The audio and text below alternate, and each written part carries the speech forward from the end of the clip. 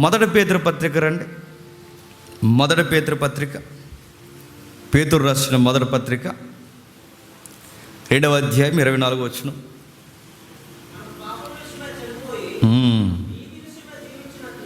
పాప విషయమై చనిపోయి నీతి విషయమై జీవించినట్లు ఆయన తానే తన శరీరమందు మన పాపములు మ్రాను మీద మోసుకొనెను.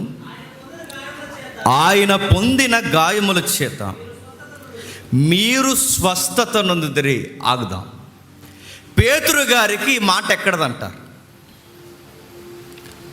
అలా వచ్చిందా? మెస్పరైజింగ్ ఏమైనా జరిగిందా? పేతురు గారు కోట్ చేస్తున్న ఈ మాట ఎక్కది? యెషయా చెప్పాడు. యెషయా గారు ఎక్కడ చెప్పారు? 53వ అధ్యాయంలో చెప్పారు. 53వ అధ్యాయంలో ఏమని చెప్పాడు? ఆయన పొందిన గాయముల వలన స్వస్థత పొందుతామని చెప్పారు. ప్రాక్టికల్గా ఆలోచిద్దామండి, కొంచెంసేపు ఏతువాదుల్లాగా ఆలోచిద్దాం. గాయాలు, ఆయన గాయాలు పొందితే మనకు రోగాలు తగ్గడం ఏంటండి? ఇప్పుడు నాకు ఏదో డిసీజ్ వచ్చింది అనుకోండి, వచ్చేయాలని కోరుకోకండి, అనుకోండి. నాకేదో డిసీజ్ వచ్చింది అనుకోండి, నాకు తగ్గాలని శ్రీకాంత్ గారిని గాయాలు పాలు చేస్తే ఎలా ఉంటుంది?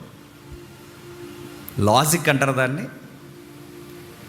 ఎందుకయ్యా నన్ను కొడుతున్నారు మీరు అందరూ కలిసి అన్నప్పుడు, విశ్వాసులైన మీరు అందరూ కలిసి ముసుకేసి కొట్టేశారు అనుకో అధ్యక్షుల వారిని, శ్రీకాంత్ గారిని, జేమ్స్ అన్ని డిసీజ్ తగ్గాలని అంటే ఎలా ఉంటుంది?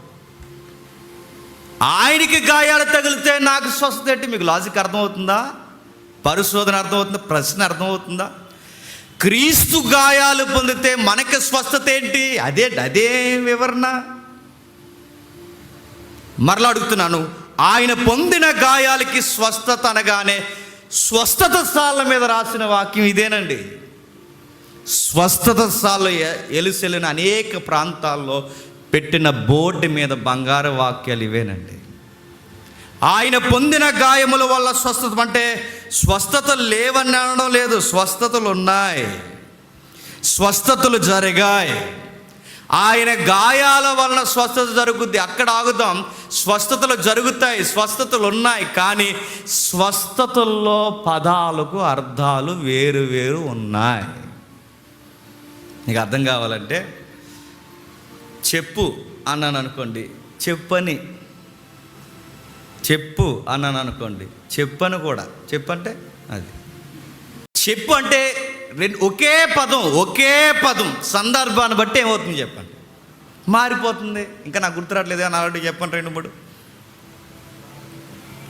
మన సైడ్ మన ఇటువైపు మన ఆంధ్రాలో దొబ్బే అంటారు.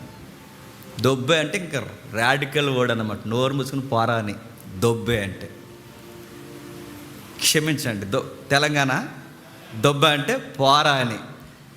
మన ఆంధ్రాలో దొబ్బే అంటే ఈ మైగట్టిపోమని. దొబ్బే అంటే అర్థమైందా? దొబ్బే అంటే ఏదోటి పట్టుకెళ్ళిపోమని, అది దొబ్బే అని.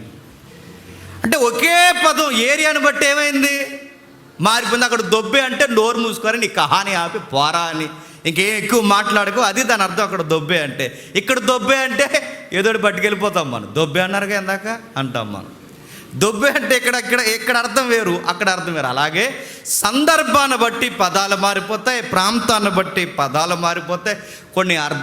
కొన్ని పదాలు సందర్భానుసారంగా ఆలోచించకపోతే ప్రసంగాలే మారిపోతాయి, వాక్యాల అర్థాలే మారిపోతాయి. అందుకే ఆయన పొందిన గాయముల వలన స్వస్థత ఏంటి? ఒక మనుష్యుడు పొందిన, అంటే మానవ కుమారుడు పొందిన గాయాల వలన మనకు స్వస్థత ఏంటి?